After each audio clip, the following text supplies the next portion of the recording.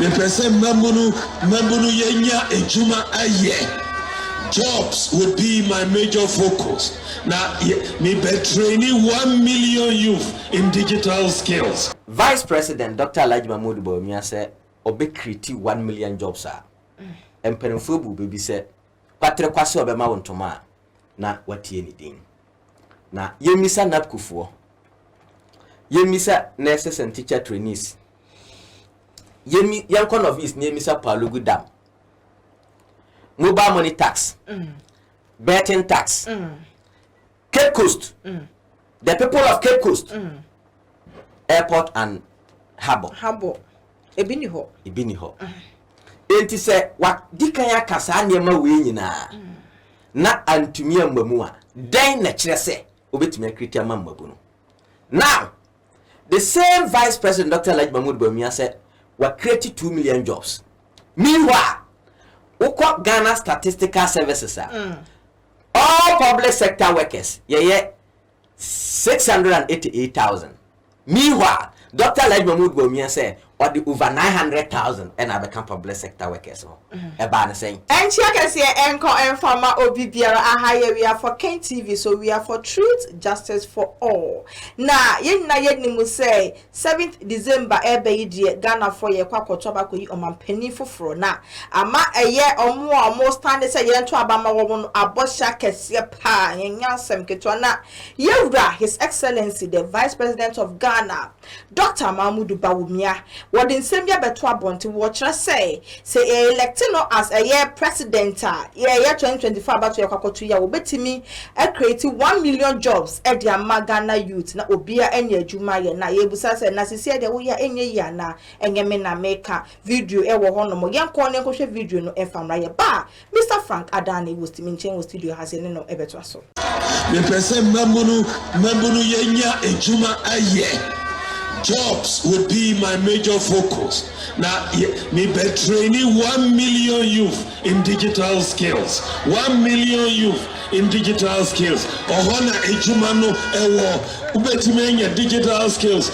Unko university as long as you can read and write, you betimi train you. Now when your digital skills, uti akroponha na uyejuma what America, what Canada, what Japan, what UK, na uti high because who are digital skills, not limited only to Ghana. The whole world is open for you.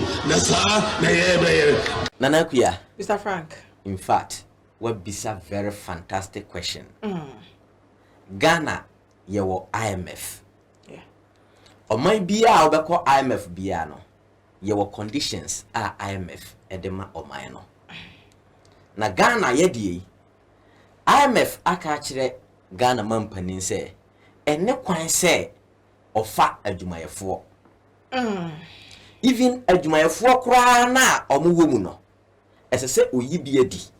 Wow. Yes, so obeka ya 2017 NPP ba power no na NPP na Ghana wo IMF. Yes, enti ema yewura osafo mafo eba abonten kura beka kire Ghana for say because of say IMF wa ye wo no MPP abaning to me for adwumayefo. Yes, but you realize na de na ne ba de hyesenet we de kotola me hwe ba bia gro pa no so what you say. Yes, in the IMF conditions yamfa adwumayefo ena afi nsuso no ma o currency no o cedi no mana ho ode nkofom eninti na nei $1 enam 15 to 16 cedis. let's say yes one bon na mum condition na ye dia mawo na ma utilities biti say electricity, yes, water, yeah, petrol bo ene ni nyina nkosoro ekosoro ma ne nkosoro na ma o manfo no ho nkire won. So what you say? na kwa na smart meter na kwa de jai o to ayi unita everyday hwim esenframa be say wo du meter kwa beba na asa. That is it. Na ye wia ya sanso aka kire wo se enka o manfo na obeso won asene se subsidy no yini gina free ho enti we gina no tira me kase na akuya political science ya me makwa akosua wa hu no de ba bia meka me se me ye leader na se yese me man enko IMF na no na be ma oman no nkwa se me ko IMF nka ne ye ne oman ni nyina ye bewu because IMF na wo ko no ye ka kire wo se ma wo man ma no ahokire na ewom no manenya mo enti se nyese wo no aya o se wonwene wo man ma no ho a obeko enti any government a obeko IMF bia no automatically onwen ne man ma ho na Nana-Addo Frank obi bisa yewura Dr. Elijah Mahmoud Bawumia se owonimdie se ode be create 1 million jobs ama Ghana mabunu a aten na on starting ye mprempren bra Ghana mabunu esuo Ghana mabunu enya adwuma nye komo de Ghana mabunu na Nana-Addo Frank empanfo bu bibi yese kwatere kwa so obema wontoma na watie ni din na obi de kan na asem se mitimifo a nkadua no nka onyina ase o na obi nsetrodo ematoa se de beya Ghana for better this discussion ase no na omobaji atum se yewura doctor obetimi create 1 million jobs and ase ontumi create 1 million jobs for the youth no yenkora yenkotie na other promises bia omaye and based on that na Ghana for yemfantu ye hofo. People of Cape Coast, I have good news for you. We are building a new harbor in Cape Coast and a new airport in Cape Coast. It is very critical that we do that. An airport makes a lot of sense in Cape Coast. It's a real tourist hub, and between Greater Accra, Kumasi and Cape Coast, you have a triangle that really is a lot of hub of economic activity. You can build railway lines between them, and it's a major growth pool if we put an airport here to drive infrastructure growth. Assembly na mi pese His Excellency the Vice President, mi pese odi me di tu enim kakra na ye bibi fa ho. It's all about the NAPCO. Say NAPCO trainings are now ye pick you for about 4 years back. And program no ended. And I have some of them in my community, and they confronted me. Nana, Matisa mo kwa kushia the Vice President. Enti sasem we there. You go there, go and advocate for us. We give it to your hands. Go and deliver it for us. So that ba fear na yesu ya TBBF flu. His Excellency Wadaroma.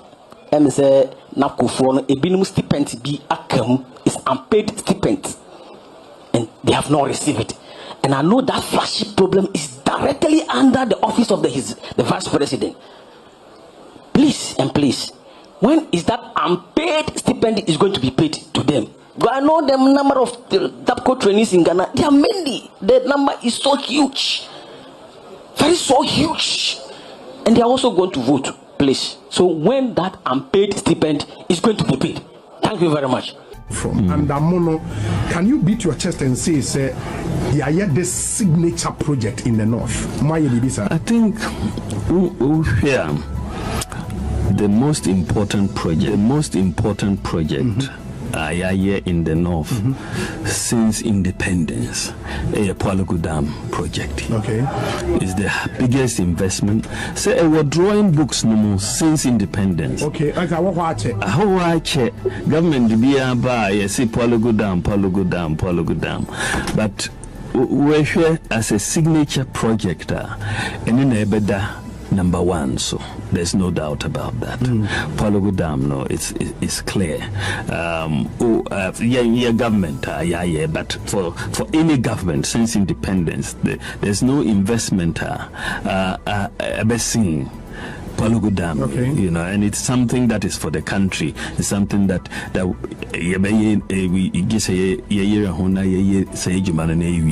and all of that. So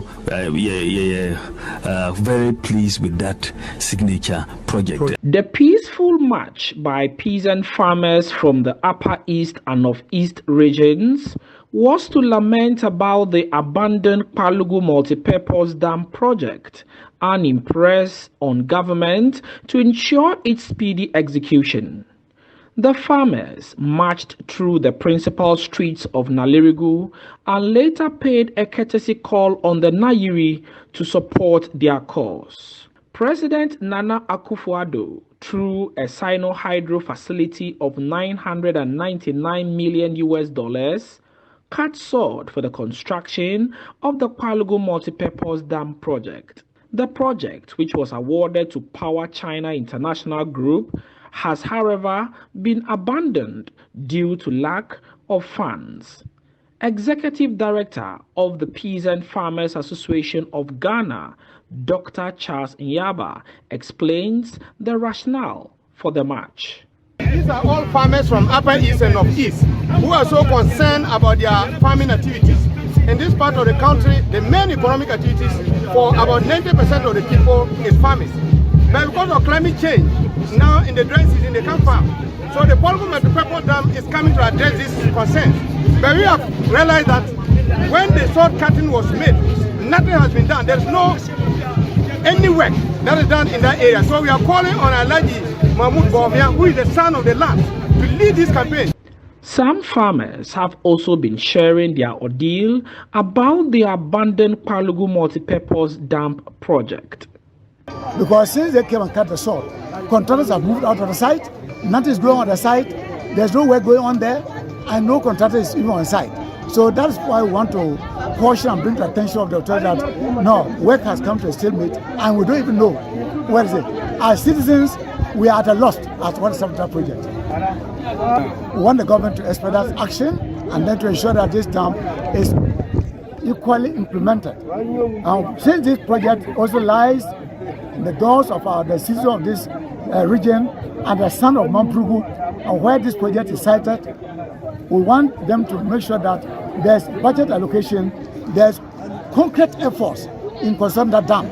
This project is going to help a lot of farmers to be able to do, those who are not able and those who are able and they need support, to get more support. If the government is able to provide the contractors money to come back to state and do their work better, so that it will help farmers to get the dams to farm a lot of things about farming. But the peasant farmers, who later convened at the Northeast Regional Coordinating Council to present a petition to Vice President Dr.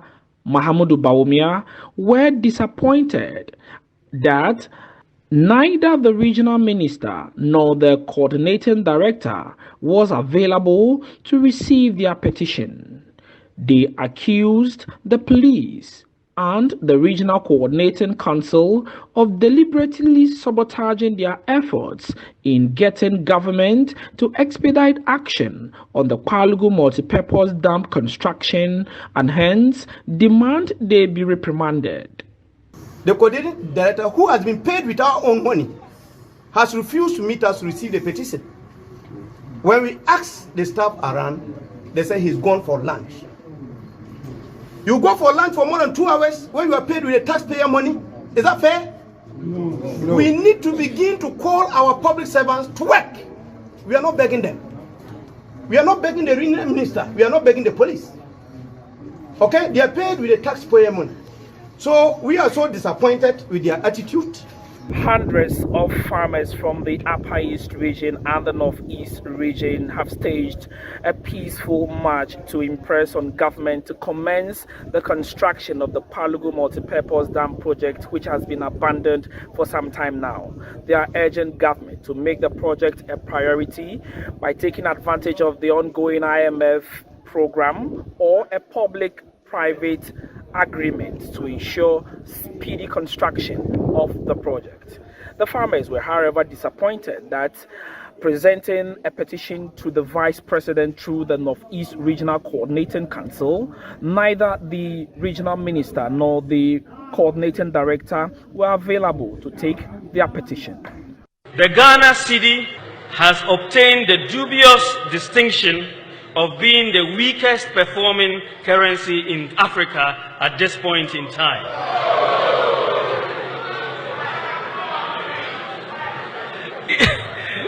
Interestingly, the NDC Green Book claims exchange rate stability as one of their unprecedented achievements.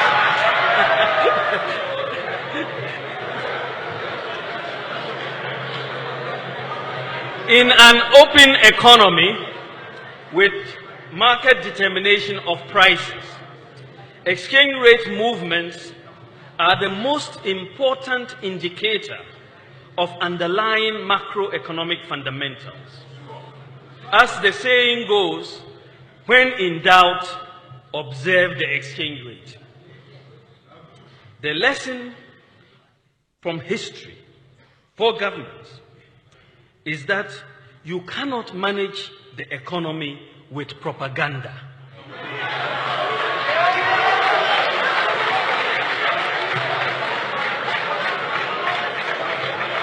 In fact, you can engage in all the propaganda you want, but if the fundamentals are weak, the exchange rate will expose you. The type of free fall that we are seeing with the cedi exchange rate is a vote of no confidence by market players in the management of the economy. You will recall that I stated in 2014 that if the fundamentals are weak, the exchange rate will expose you. That was true then, and it is true now. It is 100% correct. Nanakuya. Mr. Frank. We dey obi nsi through do matwa. David. Aha, nti se we youth. We Ghana ni na wutie mi a. We na mekoka na mo fa me ho tan. Ena Frank we NDC ni ena wakwaje NDC fu sika ena we are for Ken TV ye NDC fu station. Asema ye kan ye boa. Asema ye kan enti ye twantro. Ana ye editing. Editing. Ah? Na wedi kaya pai mapampa mu. Wa mama hwe. We say me man san so me pai mapampa mu bio.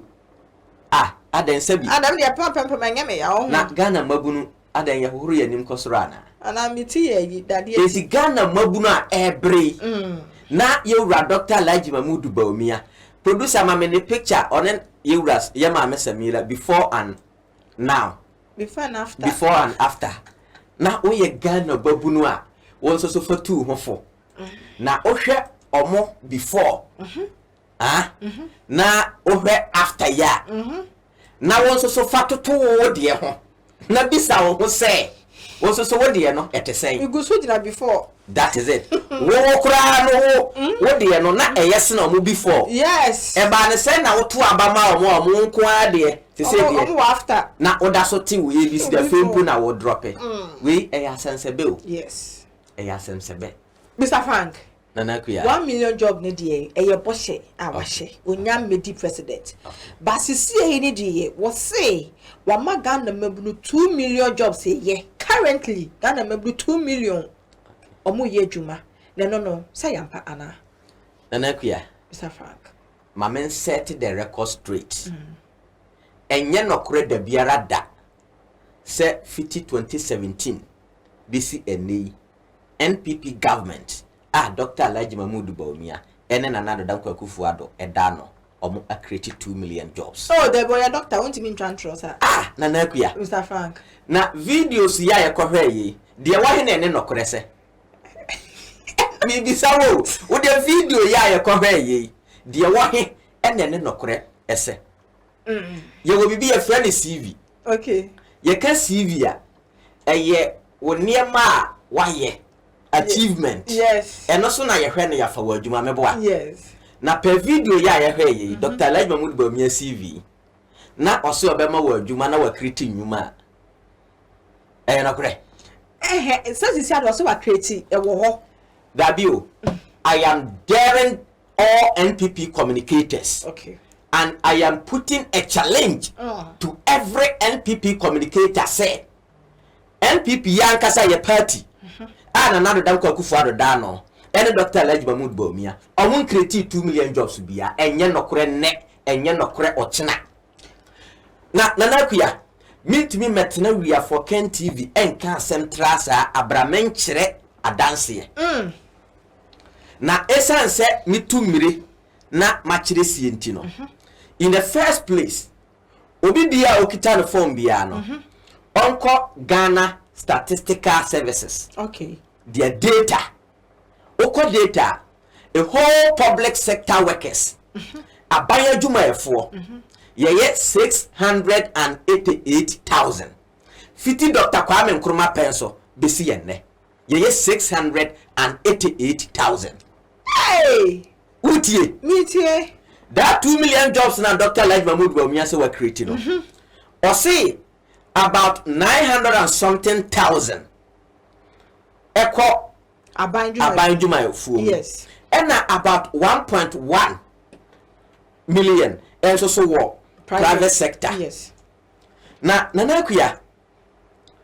Meanwhile, Abanjuma Fu nyina fit Dr. Kwame Nkrumah pencil be say na yendu 900,000. You get 688,000. Even before MPP bano, na Abanjuma Fu nyina no. Now we were around 500 to 600,000. We are around 500 to 600,000. What I say, most memorable because I did a political science, and when you know you swing, you nimina, you treme. Obi oye political science. What pa mon friend me mumisano. Mumisa the political science lecturers. Said the American me boa. Mumisa Ghana Statistical Services. Mumisa Controller and Accountant General Department. Enti na nakuya say Ghana Juma Abaya Juma Fu nyina 688,000. Now Dr. Beka say we or the 900,000 over 900,000 about Beka ho. And ka ye ko be 1 something million. Yes. But enya no correct. The data shows we are still 688,000. Seven Kramundu. Yes. So I am daring the MPP communicators and then the MPP said they should come out and challenge me. Now public private sector.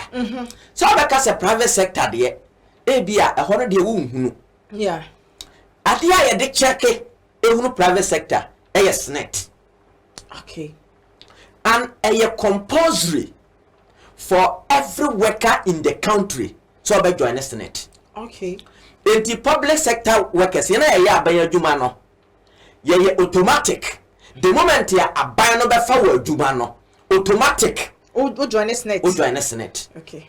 Say abano e create private sector job na offer ankura every private sector worker biano automatic. Okay. Oko SNET. Say yakwa SNET data.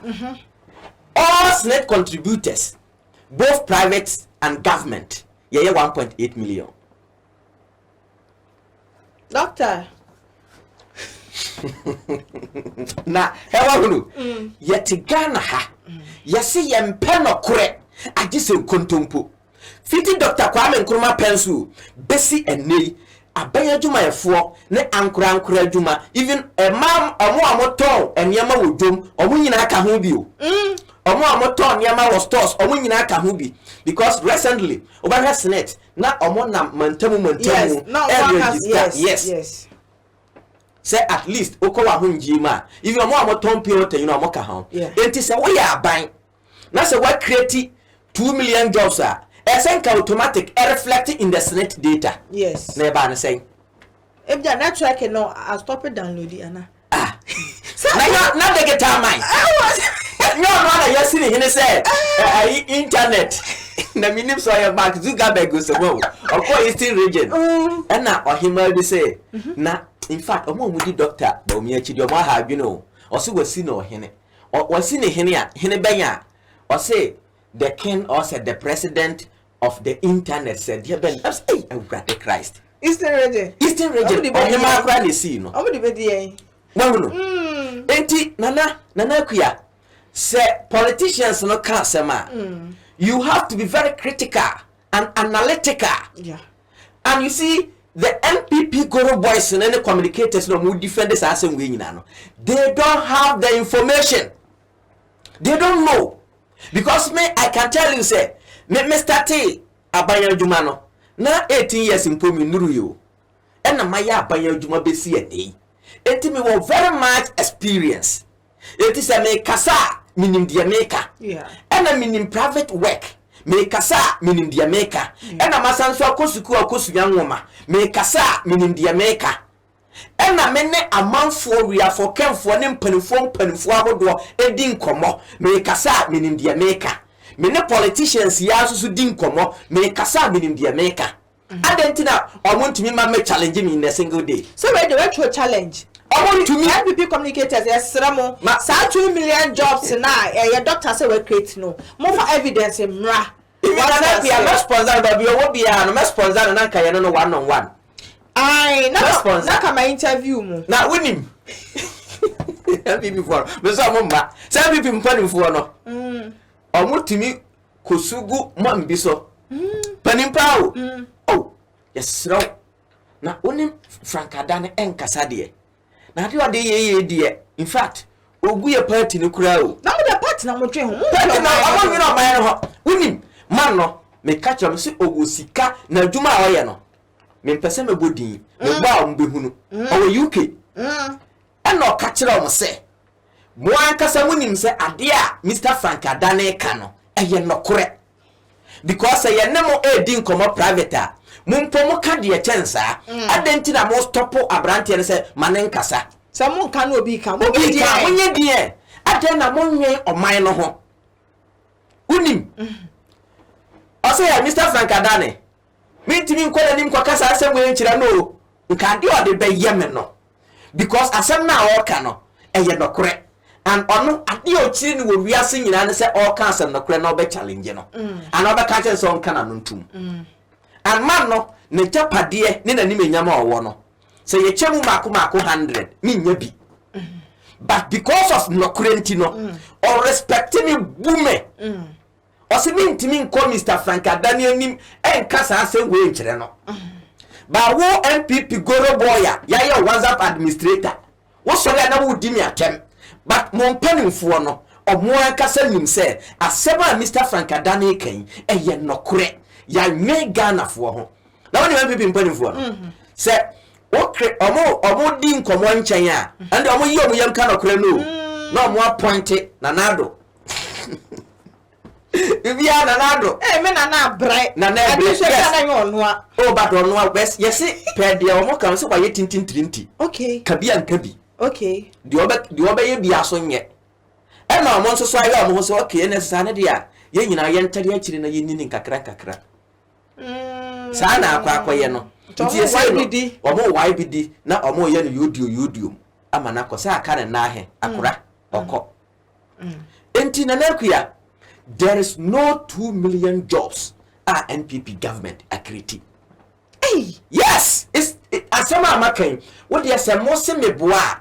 I am ever ready for any debate, any discussion.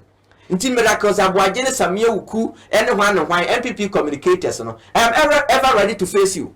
Hey, but doctor, so when you say adwuma we pa na okasa wa ye dia doctor. Ish, me ho dwumi ama no.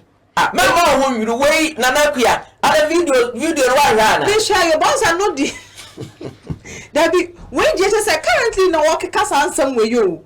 Was it why ye and yes obey we was it why ye na Palugu dam project no wa hunu odwan kasa ni kuromu was it why ye over $11 million project a signatory project ya MPP abanya ya ebi mada want to say on one kasa ni kurom for demonstration say dam no wa hu dam no say de aye minim say kotobo say erosion bi na atwa afa ho na akwakoyo $11 million project dam on one kasa o Ghana ha on call babia and even the video no krano is just 1 out of 100 promises Dr. Maya wa fairly Ghanaians okay bro ko shia nurses trainees no yes o gina ho before them na o ka kire o mo say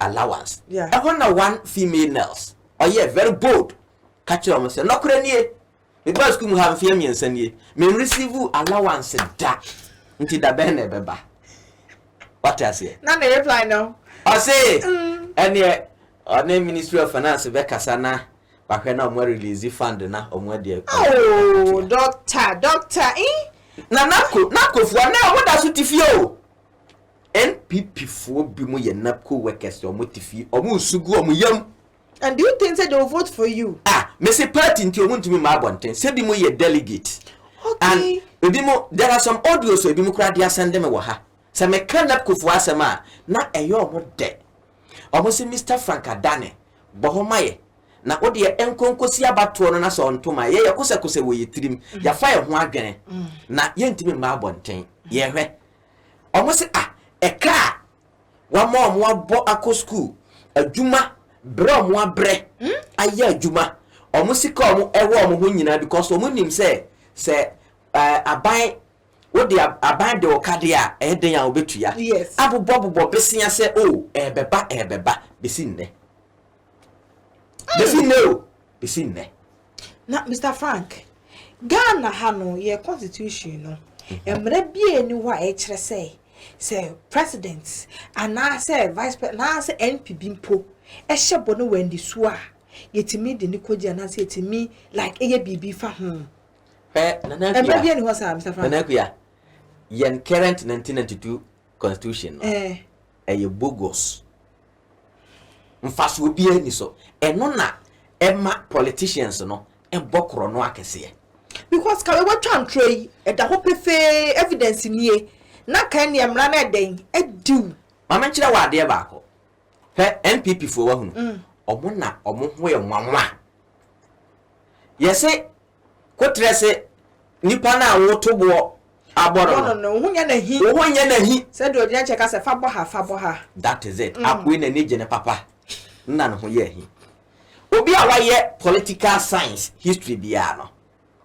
se ohwe kwan a ye fa so drafted 1992 constitution from 1991 that is the world democratization and on a wiase nyina yese ye ko kabima menkabi intina yes spearhead kabima menkabi amamuo ehona these masters in charge no Huntington they proposed that any other powerful countries are more in charge no or more they came in Africa into Ghana so no frankly speaking then time na ye ho kire into Chairman Rawlings so no military and no more and say before they will help or assist the country I just say democratize Ghana so it was one of the reasons Chairman Rawlings democracy etumu but oje democracy too no ohun say emre bi beba ontimi ntraso forever and ever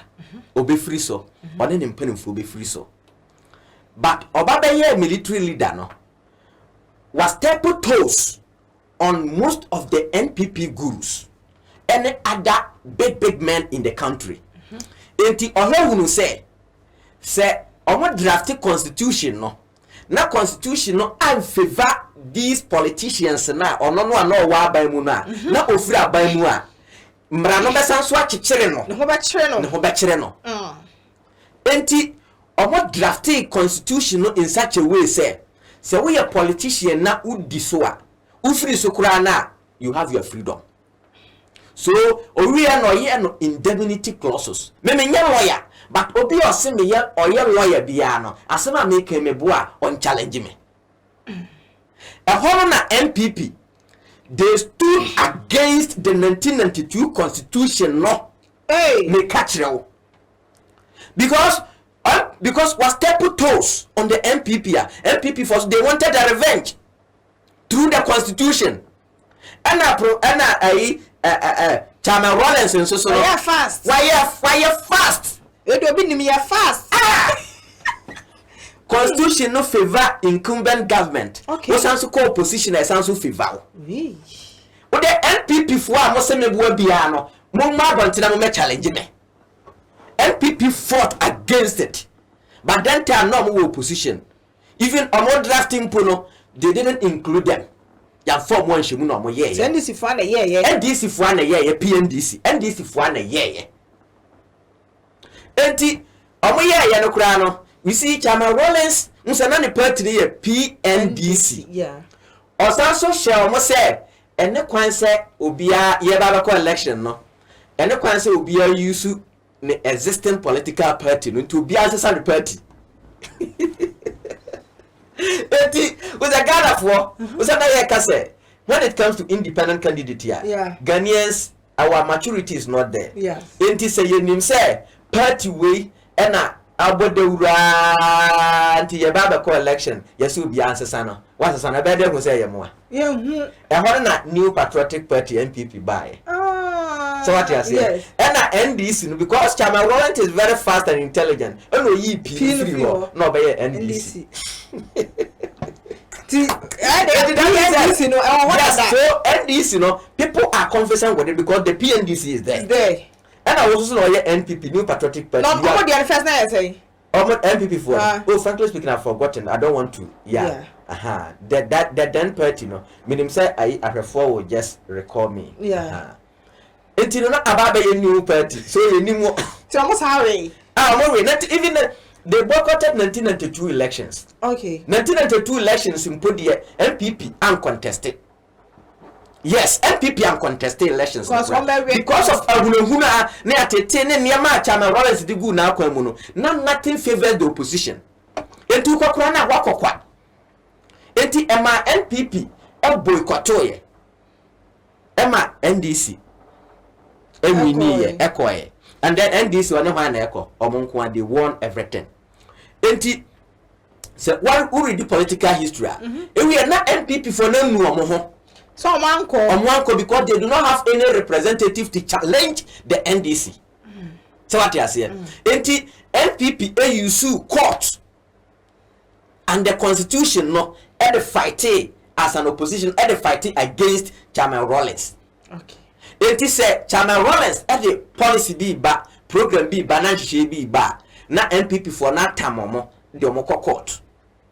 Say enhihye we emremu no yes to say so NDC versus court. Okay. Because now they don't have any representative in parliament. Say omobe discuss it to say they are walking out, they are voting out. That 9 people don't have. So NPP used court. Obi was saying we be abraba challenge me.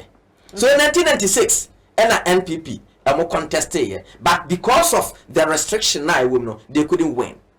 Enti Chairman Rollins free so no na NPP who ababa ya kono kakra and na Ghana so aye den because that time na Chairman Rollins ba no na Ghana for friend Junior Jesus. And say history not repeating itself. History is repeating itself. Nti we are say no na enye. Hono na e ma ye to aba e de ma NPP. Now even say if you listen to former President Kufuor or see a handle power another man no even not Jerry John Rollins kura mpese obe handle power dia man no kena nye easy urapa mumisa former President Kufuor it wasn't easy at all by grace upon say former President Kufuor we win no na ye mpese ye be handle power dia man no okay into former President Kufuor buy no me frankly speaking once is a constitution no na metena se kakra because then time na Ghana for ye wa hochire mu enti na opese oyiye free ahochire no mu bie na ye hotoya na nka wa back constitution no so and ohwe omampane dada kofo amamu na frankly speaking he did marvelously well. Okay. Enti Professor Mills buy no and Professor Mills may you are gentle so rest in peace ono na oye na adwen say obesesa the 1992 constitution. Yes oti committee na omo research or more consult stakeholders any Ghanaians because before you can change this constitution no say or consult all the stakeholders all Ghanaians even there must be a referendum whether say ye pe and I say yempe na uria dia ben pa na ye pese ye the back constitution num dia ben na Ghana for ehwehwe na wachi adwenkyerem before you draft. So what you say? It is a forest and also if we are drafting a new constitution you bet you adwenkyere. So what you say? Say whether you are a politician or not politician, whether in government or not in government. So we are here bina enya as a constitution no ema ho kwa na ye twa so hwa. And then look at the politicians. They are free to do evil things with that. That is it. NPP for one. Until Nana-Addo Kufuor Obano. He is a fine lawyer. Until now I was Etu nim say na Ghana for nyina nim say Nana-Addo Kufuor is going to pay back Chairman Rollins. Yes. Chama Rollins now will pay back. Not Ghana for him so be pay back Chama Rollins. And before he can pay back Chama Rollins, as also send the constitution. Into the constitution now, a bit me more quine. I'm a wag Chama Rollins. But we are saying no Chama Rollins to say. Yes, Nana-Addo we are saying no Chama Rollins to say. So what you say? Sir, oh no, I know nothing about you. That is it. I know nothing about so cool agenda. Yes. That is agenda it. I say Chama. And you wanna me yes. Now the na ye ke bi keke. Kumi preko na me ye no and the atwam. Na me petumi na adie. Enti ene de nyame adom anya wo de stay cool na me nye de meye. Enti se ye ka constitution na adi ye wu a. NPP. Ye na yama constitution no adi ye na wu because NPP for no omo hunu in 1992.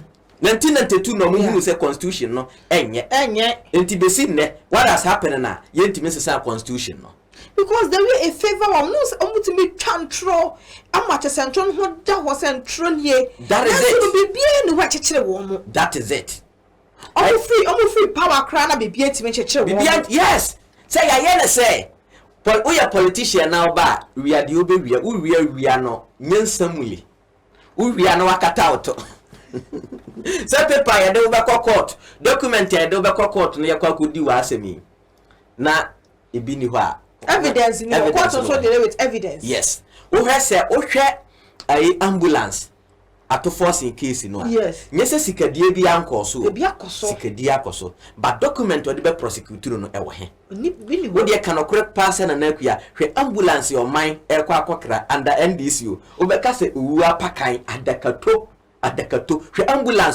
ambulance dada apro atetia pansam even that particular ambulance no kurampo no se sikadie bia kurampo nko so esenka ye che omo yes cause air time so what you say air time but document no wahe omo nim kwan omo fa so bokro no hwe yewura mahama airbus ya ayi kisia jaben aizon retin no enye se corruption bia anymore corruption wom but evidence no wahe wakata ne to document wakata ne to etu de ne kwakura na de be na wugina so de nako so what you say aha biti se ayi yema me Cecilia dapa yes me so ye kronfo yi eno de ode me kwakọ to me wa dance ye wo ho enu de wakata bi muto won ono de se nipa no a obo omo kro no omo te ase okay ena document ya edi dance ye wa asema me kan nyina no eno so wo ho sa document no so omo wo bi ode na Nana-Addo kwakufu ado nyina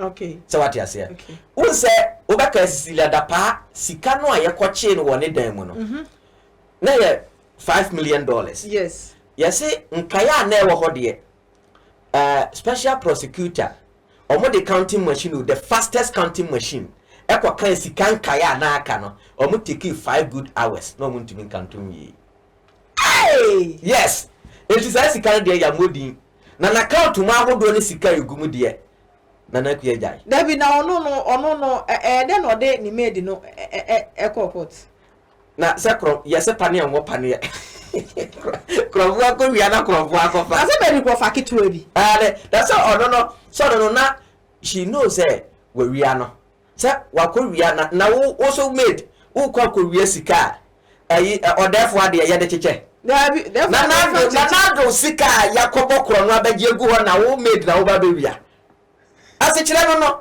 sa Cecilia daparo ono na obokro no ma president Nana-Addo kwakufu Nana-Addo kwakufu kro no sika bia no Cecilia dapa na eje me se minsuro mu bia because mo kura mensa mu tese kusuya mo pa mo neme mo nkosi me I'm ever ready nkan sama mo beti no okuro mu ha no na nsa no kwa yeni nyina na meka I am daring you people to go and sue me yes Cecilia dapa unu say we are say Nana-Addo kwakufu de che no ochiro letter de ba say she will be exonerated yeah ye we are say sika bebrebe we nyina ye say eya nsawa ye na de born nsawa na mi bi so ayi no ye na wa hefa why ye cause bia ni wa na Ghana ha ayi ba ne ye bo dollars millions of dollars nsawa e bi ni ho otu for ma mi aye kra otu correct otu for po ya kwasi de ya ya ba $dollars otu for call ayi konfanachi Osre sika se yam fanye konfano chi sika se no ya bone ma me $1 million anko ba ko busa nko ba ko bisa yes nko tumfo be sere se ye ntwe sika na fan ko konfano chi don't stress ye tikrumu ha yam penokre akronfo nko ani die so na wo hwe a ahiafo ma no ahiafo na aniso wo hye na ahiafo no e defend kronfo no we are making you get some people insulting me say Frank me NDC ni me na wada na munsiu me Nana-Addo me person ka one day Nana-Addo dan kwa Akufo-Addo Cecilia Dapa almost say Frank Adane wa make defamatory comment awo we are for Ken TV enti yasiwo nka mani beje me pom nsem papa nka sada that will be the second independence of Ghana me say Mr. Frank na say NPP 4 year youth then omni youth nko share here say you campaign say then okay yeah this is about 4 days ago ni na person me ko ba na me ho mfa me papa na person ka me kona ka me nya opportunity na ka me busa omampani dada say oba constitution no obesesa na wonsesa no yes na ka me tie ni answer ni reply na senka wo ba na wanya and that's what I reply will be having. Oh yes. And then I know say call 4% almost some because a bit really warm. Yes. Where Nana-Addo adie baako a as a Ghana for. Ye say one says the 1992 constitution. Say you to no kon journalist obi who busa question. That is the one. Na so amon so no say ye tua mo. We am ko sika na mo kwapere hu. Sika. Enye sika bia so 100 cedi 200 cedis. E na mo kwapere hu. We no mo salai ben kita mo tripod ne hwan hwan. Aya so mo ye adwuma papa bia mo ye hute. Na me maka. Me say me ye program na wo journalist oba me mo kapre. Ye area for Ken TV launching. Journalist on by na ya ba na me at the end there normal. Na me say normal. Enya me mani so. Me ba mo sika. Na me mo sika. Even some ya the born e kura wetimi aka na kura kire me. What me because my toe. Wetimi aka na kura kire me. Yes. Me say say na say wutwam. Me say me ya ma ade na o ye media oba ha. O ye journalist oba ha me mo kapre. Don't expect anything from me. You understand so we be check ade anya that moment. Because no. Wetimi acha wade after that. So nipa na ka say free ni pem say oh okay. We dey mema mo bibia fine. But you don't have to ask. Journalist for kro no you from sorry. You say sorry. Oh my sorry. Like I was expecting some question way from our top journalists for but Obiambisa and I was shocked. And Nana-Addo Mr. Frank. Adie baako a very important after say as constitution no. Say Ghana for mabunu be ye adwumaye. Job creation. That has been the headache.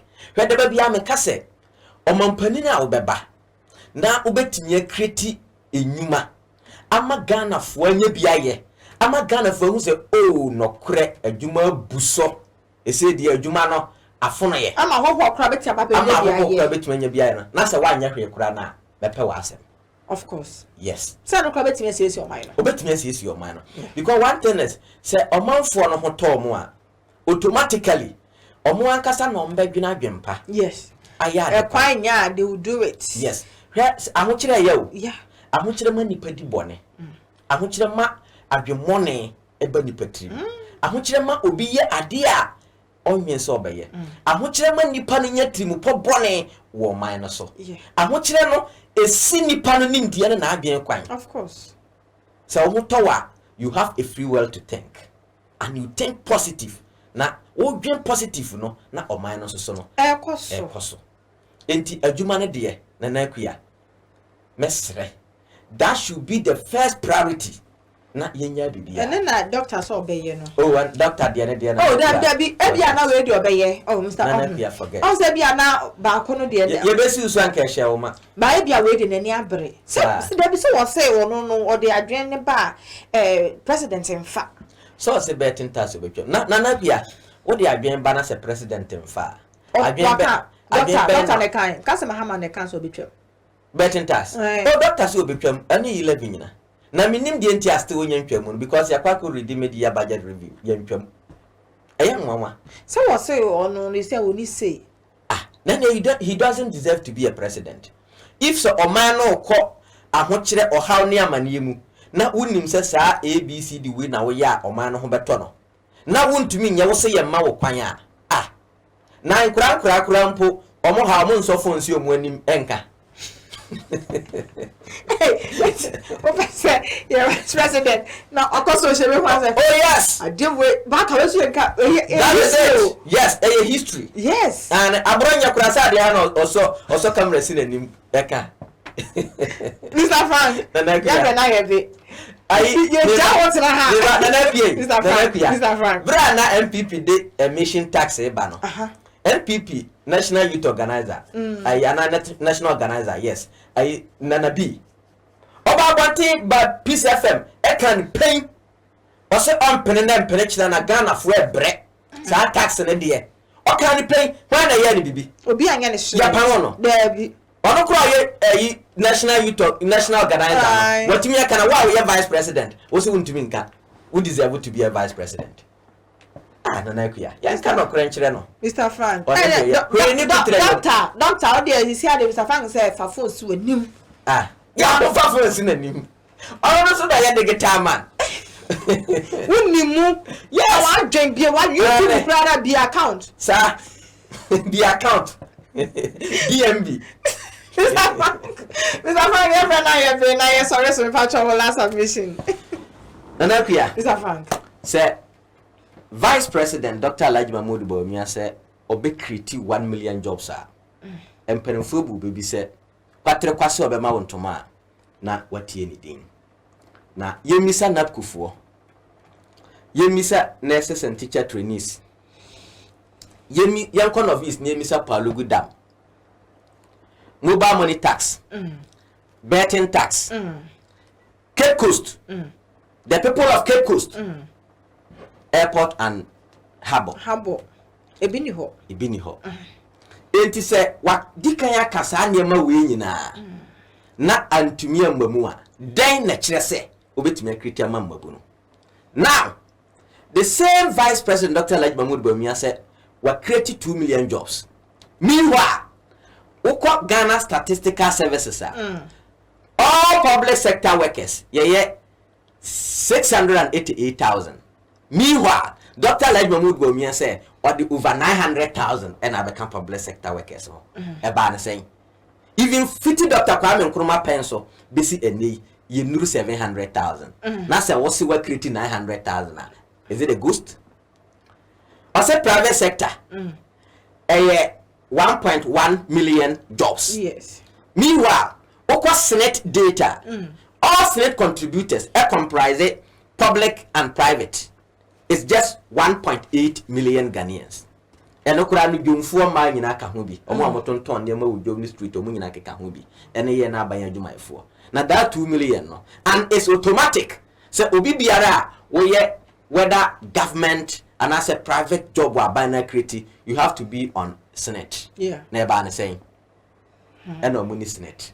If we have this data and information, HSA when it comes to job creation, Dr. Alhaji Mahmoud Bawumia afeli Ghana for dear Ben Pani dear dance say the next time we to make creating.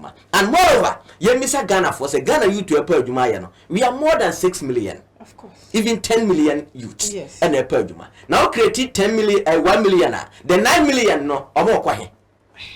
Me this out. Yes, so I say 1 million now by yeah. Yeah, draw some over 9 million. Obi or we free SHS be better you. That is it. Ever na moko.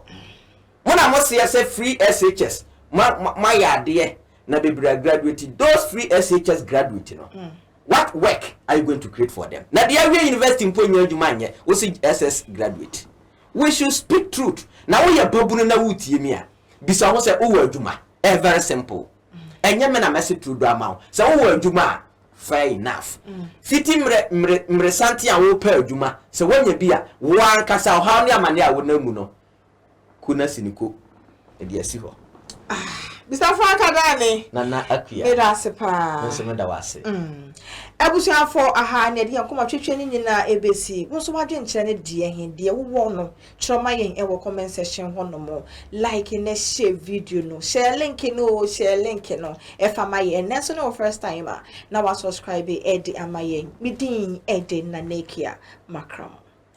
Se wetu wani na wo hwe enkonwa papa esi ha bibia ye set men how ho hwe video na se E&J Home Decor number wo ho fa na contact ye na ye more direction no meaning say ade papa bia ye bebo ho da we for Ken TV bia no ye ka say eye nokore a ya hwehwe ma hunu nti na ye bo ho da wo enti nyame adom ye ma me nso so no o support Kennedy compare kwa Japan or you business woman enti mo ye nyina ye support the business women omo support Kennedy Japan na omo business no enkoso enti we de ani die kwanso me nsa da me nsa yam se open konwa set ato agu fee ana se wadwumam E&J Home Decor we dey fa number na frɛ ye be more direction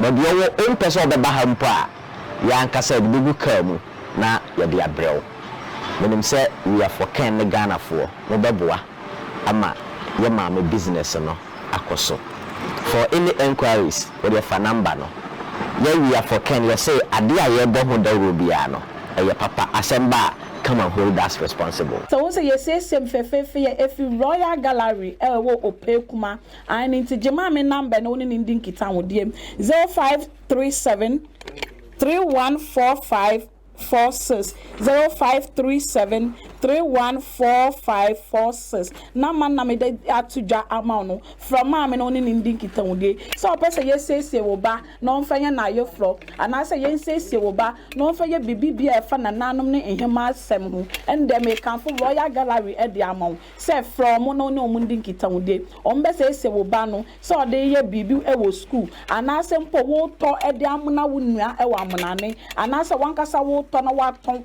bibibia la wo biala Drivi, baby bia wo won sebeka so wo Ghana ha so wo amonane baby bia wo bia wo fra maami a wo ni bedin kita wo de na wo so be siesie na wo ba no na wo aye feye papa.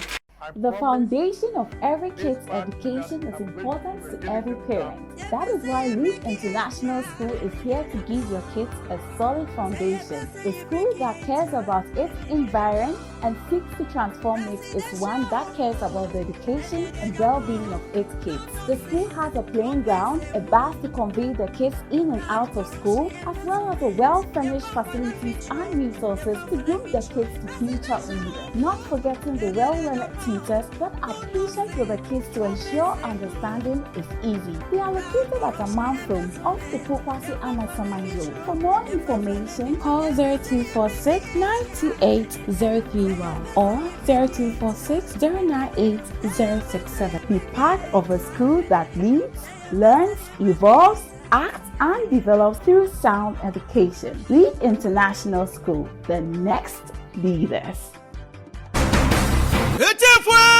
School now battle beyond the Baruko Hono Nyo or your Rainbow Montessori International School. Yeah. Rainbow Montessori International School. What you from Kratchi? You could see JHS. The Rainbow Montessori International School from Anna. What been wrong? What's the what the Montessori curriculum in a syllabus? No what the children are the teachers Hona. When you know why a degree holders what the Abutana Badoyan what the trauma from Anadio. Now Rainbow Montessori International School. What it about for your man what the trauma from Anati. It's your mama from Anu not doing boy wrong. What it ultra modern science laboratory, computer laboratory, library and research center, art and sculpture laboratory, hygienic canteen, now for a clinic. Now more you can 1 point there. Rainbow Montessori International School. Or your boarding house. Into Fahu baby Awobiara. Wawa from Anu Batuma School. On found there what Takrade, Elibo, Cape Coast, Accra, Kumasi. One boarding house facilities now. Or your modern standard. Now wash your papa. It's your house master and house mistress. What you want to a boarding house no. It's your new Robiara. Bambo another security no see sure. It's if Wabo from Anabra. The Ebehu Rainbow Montessori International School. It was Takwa in Soyem, opposite police station. It is said Obaba Rainbow Montessori International School. To what you nada? Was an Wabat Shana the Papa. Emanazamsna. What Charo 111. It's a quad word missing form. It was Hantaman Raban. What Takwa Soyem branch. Frayane 0277 100 823. Rainbow Montessori International School. In Moframa one that in a one fapim. Oshasuaha. It's a Hana Bartan Biara. Or the number from a river.